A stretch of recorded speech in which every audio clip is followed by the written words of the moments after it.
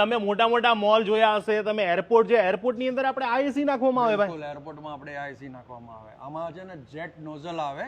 આ ડક્ટેબલ એસી છે, વીઆરવી સિસ્ટમ સાથે કનેક્ટ કરેલા છે અને આગળ જેટ નોઝલ નાખી છે. આપણે કઈ જગ્યાએ અત્યારે આજે અત્યારે આપણે સ્ટાઇલ અપ નો શોરૂમ છે જે ત્રાગડમાં છે, ત્યાં આપણે છીએ. અને આ શોરૂમ ની અંદર કહું ને કે આખો મોટો હોલ હોય, હવે એની અંદર આખી એસી ની જરૂર તો વધારે પડે. બિલકુલ. અને અહીંયાથી લઈને ત્યાં સુધી એનો તો ફ્લો જોઈએ બધી જગ્યાએ. આમાં સ્પ્લિટ ના ચાલે? આમાં સ્પ્લિટ ના ચાલે. આમાં શું છે કે એરને ટ્રાવેલ વધારે કરવું પડે, એટલા માટે આપણે ડક્ટેબલ અને જેટ નોઝલ નાખેલા. આમાં કેમ ટ્રાવેલ કેમ કરવું પડે વધારે? એર દૂર સુધી ના જાય તો વચ્ચે તમારો હોટ પોકેટ જનરેટ થાય, વચ્ચે જે ઊભું હોય એને ગરમી લાગે.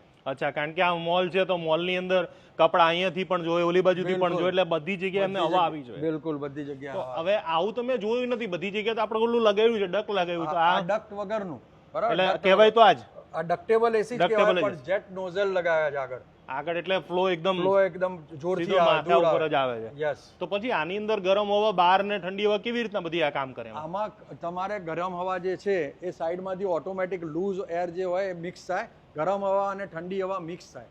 ઇન્ડોર આઉટડોર કેટલા જોઈએ એમાં? આના જે ઇન્ડોર છે તમે જુઓ કે 1 2 3 3 6 અને નીચે 6. બાર ઇન્ડોર છે, એમાં 2 જ આઉટડોર સાથે આપણે વીઆરવી સિસ્ટમ કનેક્ટ. બેમાં જ થઈ જશે? બેમાં, યસ. આમાં કિલો ઉપર કે કેવી રીતના હોય? આમાં હોર્સ પાવર પર હોય, એચપી ઉપર.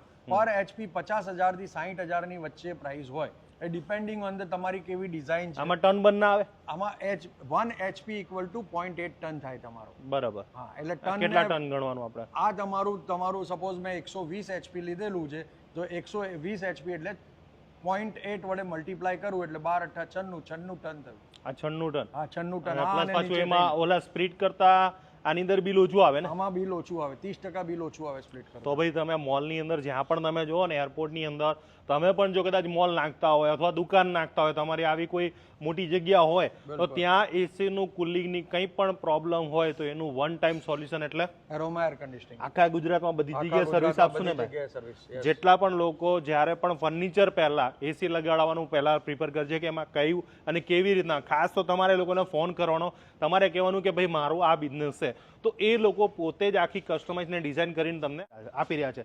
અને એસી લગાડવું કયું લગાડવું જોઈએ? ડાઇકિન નું એસી એરોમા એર કન્ડિશનિંગ માંથી લગાવવાનું.